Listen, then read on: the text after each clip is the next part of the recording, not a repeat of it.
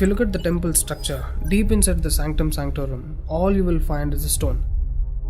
6 to 7 feet or 9 feet, including the pedestal, etc. A whole lot of people are ridiculing why this much decoration to a stone. What's there in it? How can you worship this dumb stone as God? To all the idiots who are ridiculing idol worshipping, let's talk science, okay? What is it? It's a rock. What is rock? Rock is made up of metals and minerals. If you go to a valley and shout something, what does the rocks do? It will give you an echo.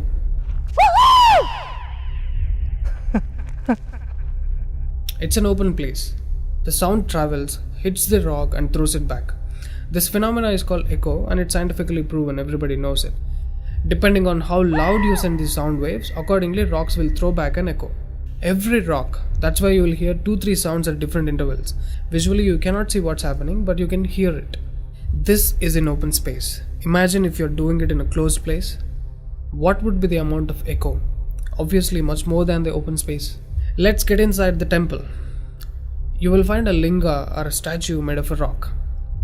And it's placed in a closed wall structure with a Galigopuram on the top. That means a pyramid structure with a tip pointing to the sky.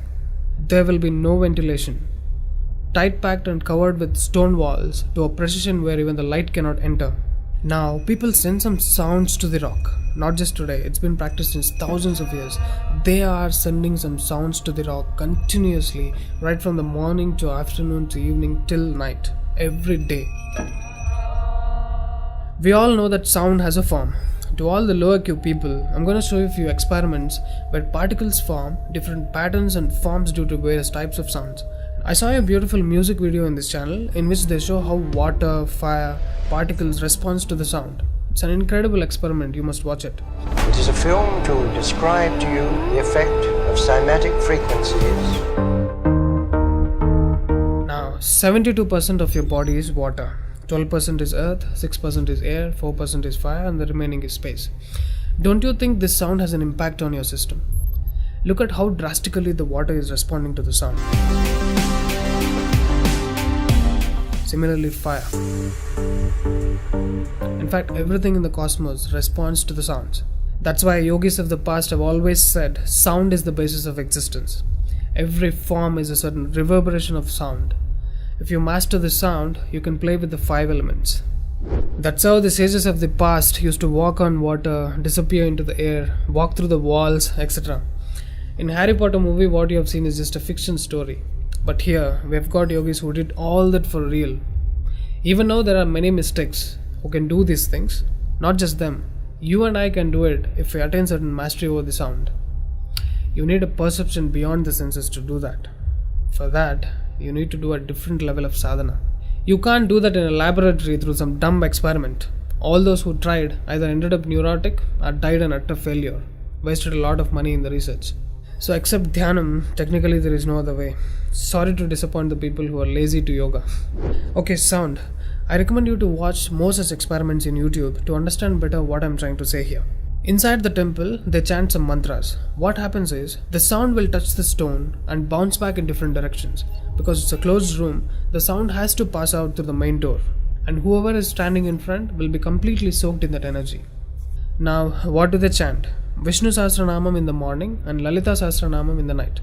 There is Shivopasana Mantram, Lingastakam, Am Namah Shivaya, Nirvana Shatakam, etc., which will have different impacts on the human system.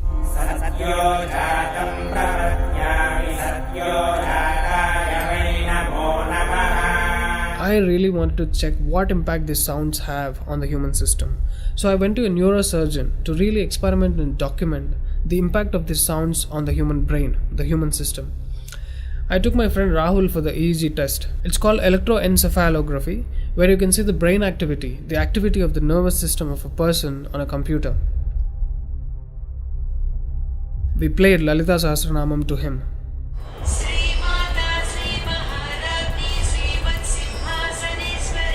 Rahul, relax your face.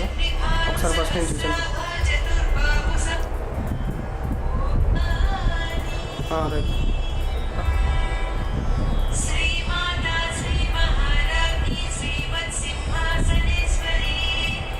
The kind of parasympathetic differences that he's getting is anonymous.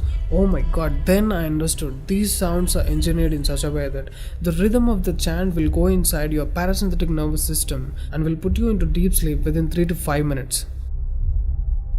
First thing is, the chant is some thousands of years old. How could these ancient sages know that these sounds impact the parasympathetic nervous system? They do it in the night.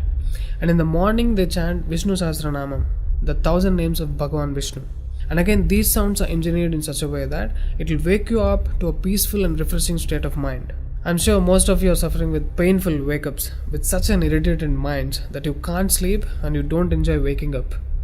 If you listen to Vishnu Sahasranamam in the morning, it will clear all these clutches in the brain and you will be super fresh when you wake up.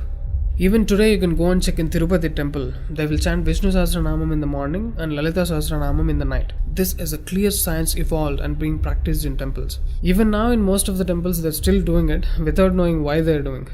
I went and asked one of the priests in my hometown. He said, no, they're doing it since so many years.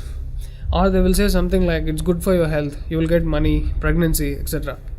This is one more reason why temples are ending up in ruins here. There is no one to talk about the science behind it. Why sounds and why the rock? So they call this rock as God, and when you chant for God, their idea is to benefit the human beings living in the city. It's a free service.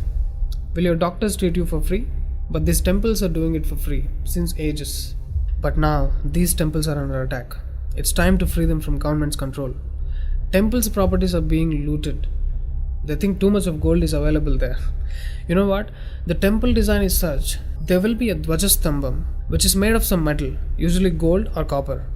Brass is a good conductor of sound, gold is an excellent conductor of electricity, and it has higher receptivity of the energy. To all the idiots who are worried about so much gold being used in the temple construction, just smack them with this video. This is a clear science and most sophisticated engineering that even the modern science has no clue of. There is much more to the design of the temple. The design is such, the energy waves reverberated by the gopuram will pass straight and touch the antenna kind of arrangement here and stored in the energy format. People are supposed to touch it. A lot of people touch their heads without knowing why they are doing it. And then you're supposed to walk into the space which is filled with this energy transmitted by the rock inside. Doesn't matter whether you're a Muslim, Hindu or a Christian, you can't escape the energy. You'll be basked in the glory of that energy. You can actively feel the difference after you pass through the path.